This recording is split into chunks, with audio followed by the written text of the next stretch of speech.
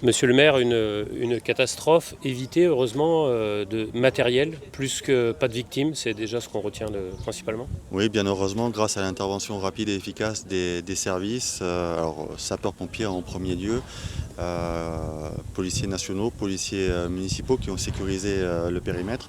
Il n'y a aucune victime à déplorer. Pour être tout à fait précis, une personne a été conduite à l'hôpital de Sète parce qu'elle avait inhalé des fumées, absolument rien de grave.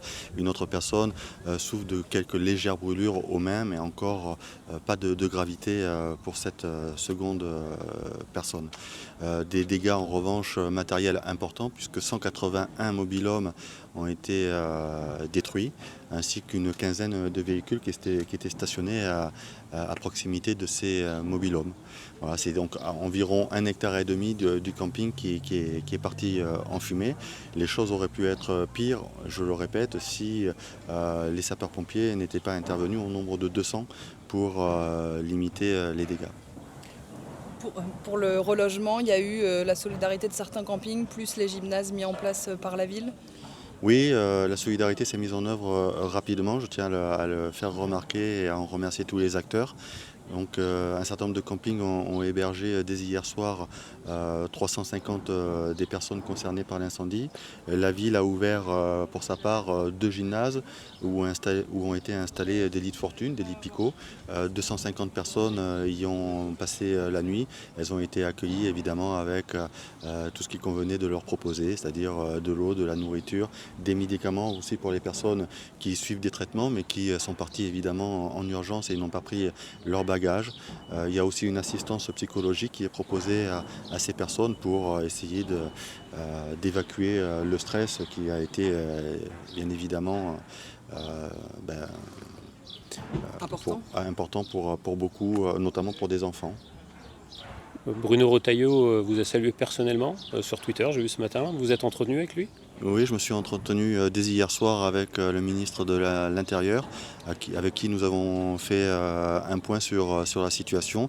Je m'étais auparavant entretenu avec le préfet de l'Hérault, François-Xavier Loche, que je tiens également à remercier pour la diligence avec laquelle lui, comme monsieur le ministre de l'Intérieur, ont actionné les leviers qui sont les leurs. Et je tiens à saluer encore une fois, je l'ai fait tout à l'heure devant les 250 personnes que je suis allé retrouver dès ce matin à 8h30 au gymnase, saluer l'efficacité et le professionnalisme des sapeurs-pompiers de l'Hérault, des policiers nationaux et des policiers municipaux. Je n'oublie pas bien évidemment ensuite tous les bénévoles, notamment ceux de la Croix-Rouge et les services de la ville et du CSAS. Quel va être le rôle là, de la ville dans les heures et les jours à venir pour ceux qui ne peuvent pas du tout retourner au camping? Là, le camping parlait de certains ne vont pas pouvoir récupérer leurs affaires avant lundi. Qu'est-ce que vous mettez en place, vous, à la mairie? Alors, nous avons organisé le transport des personnes vers le camping, secteur par secteur, puisque certains secteurs ont vu leur mobil-home intégralement détruit.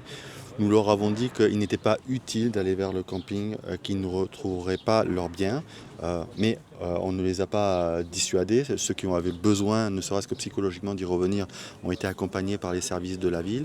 Les autres ont été également accompagnés pour récupérer leurs effets.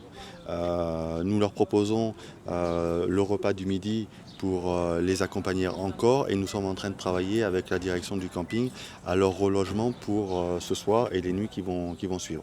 Jusqu'à la fin de leurs vacances éventuellement. Oui, pour ceux qui le souhaitent, nous ferons en sorte qu'ils puissent rester ici à Agde pour profiter de leur temps de repos avec leur famille. Vous êtes une commune très touristique, évidemment. Les incendies, ça nous connaît dans le département. C'est le genre d'exercice que vous répétez régulièrement. Beaucoup ont salué le fait que hier, l'évacuation et la prise en charge de cette nuit a été extrêmement rapidement mise en place.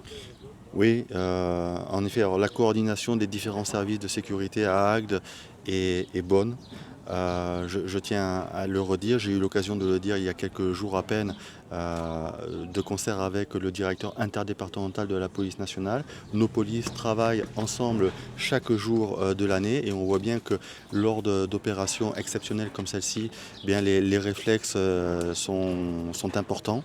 Les pompiers sont aussi le centre de secours d'Agde, mais aussi les centres de secours voisins, puisque ce sont 200 sapeurs-pompiers qui sont intervenus, l'ont fait dans des conditions remarquablement bien calées. Mais il y a des vraies répétitions pour ça tout au long de l'année, comment ça se passe? Il y a des entraînements, pour chacune de ces équipes, pas forcément d'ailleurs ensemble, mais il y a un plan communal de sauvegarde qui est de la responsabilité du maire, que j'ai en effet activé dès hier après-midi vers 16h, pour que justement la coordination puisse être mise en œuvre avec un PC et tous les dispositifs qui doivent être mis en œuvre pour assurer le meilleur déroulement possible des opérations de mise en sécurité et de secours. Donc on voit bien que cela a apporté ses fruits et que le pire a été évité, puisqu'on n'a à déplorer aucune victime, bien heureusement. Combien de personnes, à votre connaissance, vous allez devoir reloger sur plusieurs jours? Qui ne sera pas pris en charge en gros? Nous sommes en train de les recenser précisément, parce que ça dépend du souhait des personnes. Nous avons évacué hier 536 personnes du camping, et toutes ont pu être relogées dans des conditions parfois sommaires. C'est le cas de celles et ceux qui ont été reçus au gymnase, mais pour leur être utile, pour leur venir en aide, ça a été déployé en quelques heures à peine. Voilà, donc 536 personnes, parmi elles un certain nombre souhaiteront continuer leurs vacances ici à Agde, on va les y aider, faire en sorte que ce soit possible. D'autres décideront pour des raisons familiales, parce qu'il y a des petits ou parce qu'il y a des personnes âgées, de retourner vers leur domicile.